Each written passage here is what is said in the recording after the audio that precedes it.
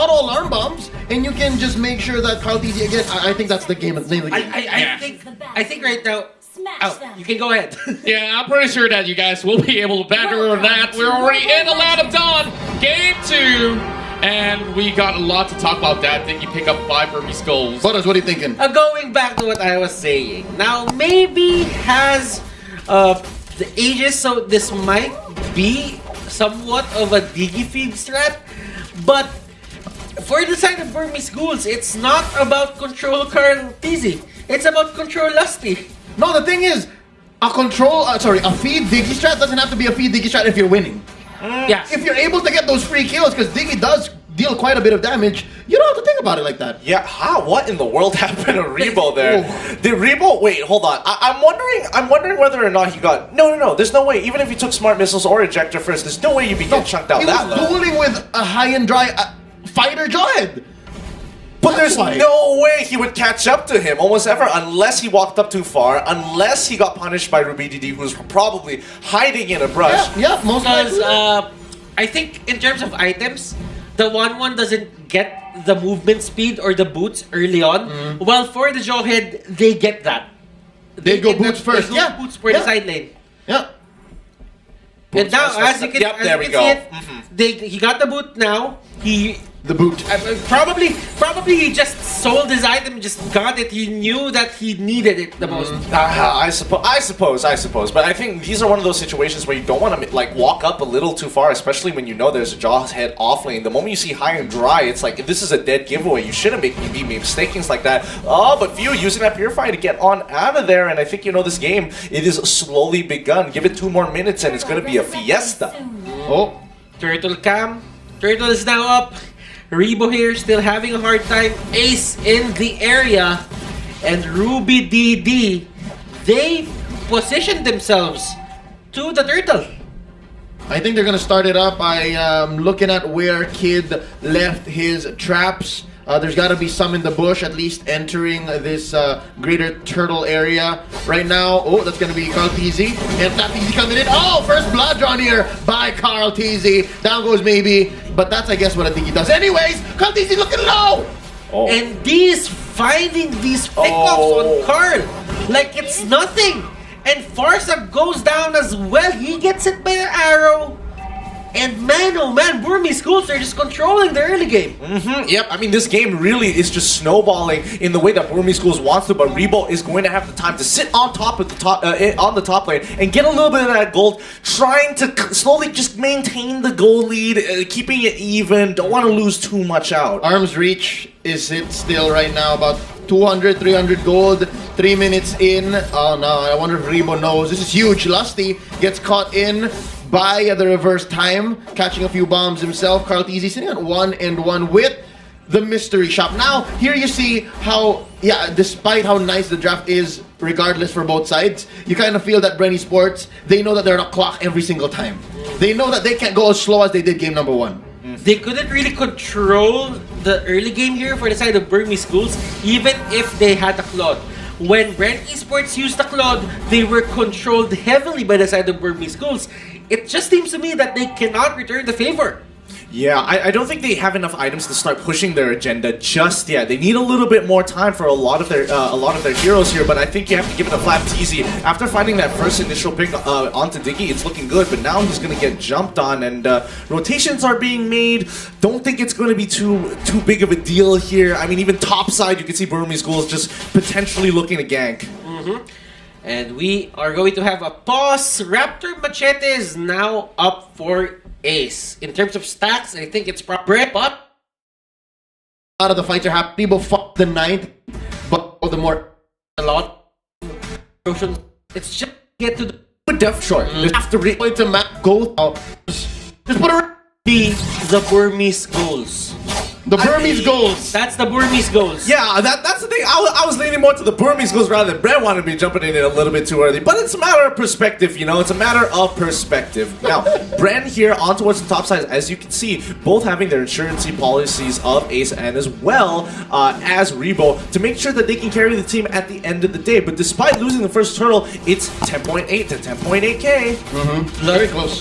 Bloodlust Axe is now up for the Toughness boots will be the boot of choice for that Claude on Ace. Turtle Camp is now up, and as you can see, Burmese Ghouls, they're ready to take it. Oh, the doctor almost went down. Oh, so scary again, it happened. Oh, that's going to be a feathered airstrike. I think Ruby DD's going to bite it. Oh, that's going to be called easy, laying down the law. Close one, and still nice steal here by Ace. He's going to go for the blazing the wet. Oh, no, that's Flap Easy. Flap Easy makes him pay. Oh my goodness, that is going to be the fight that D wants. He tries to go for the counter initiate. Few on the other hand, he escapes. Cortez here trying to make the most out of this. Maybe he will go down, maybe not, and maybe he will live. Oh my goodness, I don't know, but I've been noticing for the entire M2, how are people getting away with 1 HP more times than they should? I don't know if it's somewhere on the map, but right now, delay damage onto Flapteasy. Okay, I have an idea of how to explain it, right? Remember how there's so many chases happening in this game so far? It's because Burst. Burst seems to be the name of the game currently in Mobile Legends. And second, why are games so fast? 13 minutes, 14 minutes?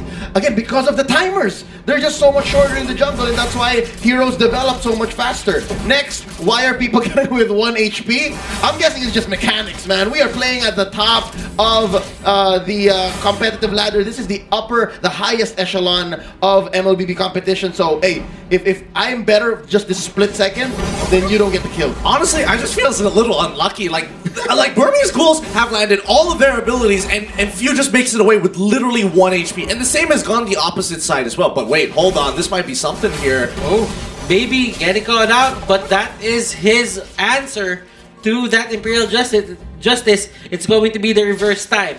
Now, onto the top lane, we're seeing Carl here trying to control the lane for a bit with the Farsa, and 1-1 is relegated to the bottom lane. They're just giving him space, and he will be there, and maybe he will go down. That is going to be Deadly Magic taking his life. Oh, this is what they've been waiting for so long. And okay, now they've got a little bit of a kill lead, but that's not all, as they want to push a little bit further, especially when it comes to these neutral objectives. Okay, so now they have control over the jungle. D is in the area. He can use the Black Dragon form. Lusty getting hit by the arrow. And look at this, Imperial Justice on Ace. Flap goes in, and that Labu just goes in and tries to do as much damage as possible. But he gets guided. He takes maybe down, but he goes down in the process. That is a 3-4-1. I think the name of the game for BREN Esports right now is to just minimize their losses, and Carl Easy gets caught out. I think for BREN Esports, despite them locking in that third turtle of the game, they really just still want to invest in Doc Rebo. They still want to make sure this 1-1 gets there.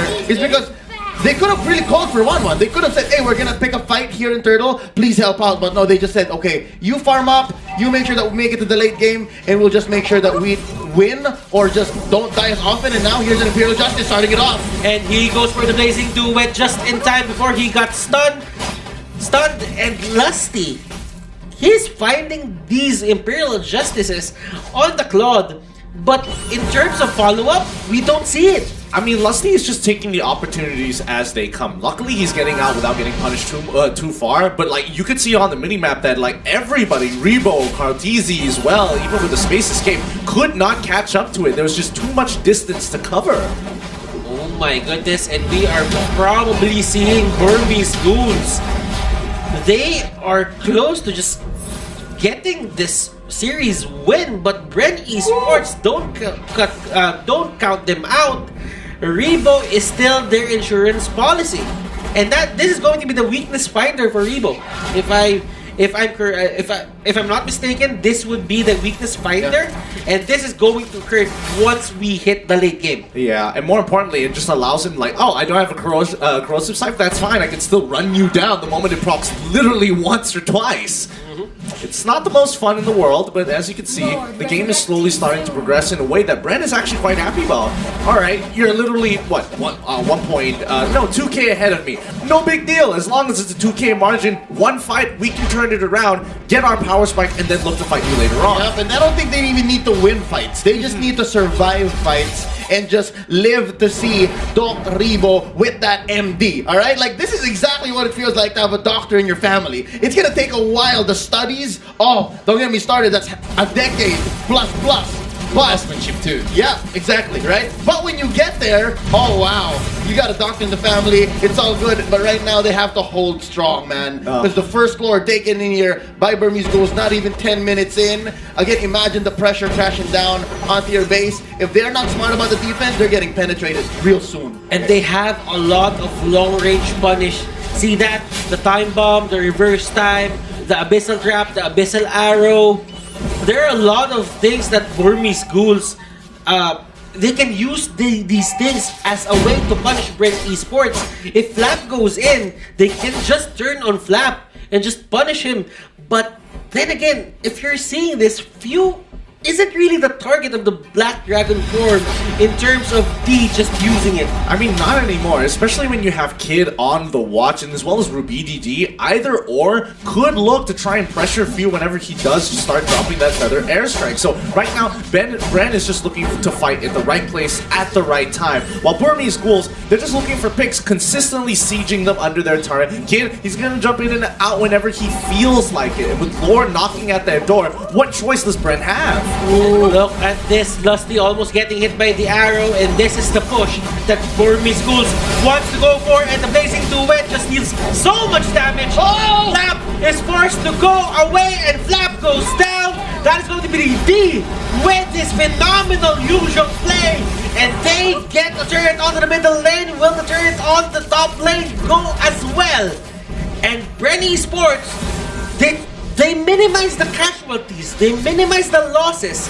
But for the side of Burmese Ghouls, they're happy to take this slowly but surely just because they have the cloth in their hands. If anything, it's all about BREN Esports making the best decisions, the least worst for them, right? Because already they are stuck between a rock and a hard place, and what they need to do right now is just stop the bleeding. So far, mid getting penetrated here is definitely the worst that they can have, but at least what they can hold on for here is, again, Rebo is slowly building up. He has not died yet.